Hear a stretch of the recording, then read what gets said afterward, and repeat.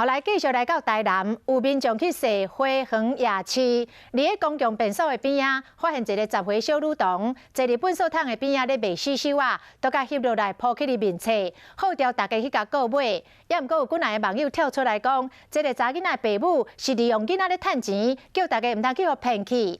其实哦，华视新闻伫个去年就独家报道过这个卖饼的查囡仔案，当时伊的妈妈就伫边仔咧买手机啊。 代志经过1年咯，这个查囡仔诶，又愿意深夜咧卖饼，敢讲社会局一点仔办法都无咧。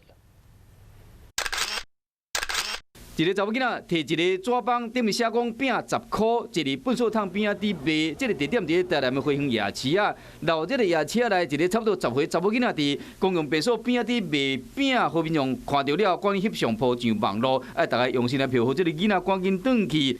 也毋过有袂少网友跳出来讲，伫别个夜市啊嘛捌看过，即个囡仔老母过出来补货，根本是利用囡仔伫趁钱。其实华视新闻伫2019年时就捌报过啊。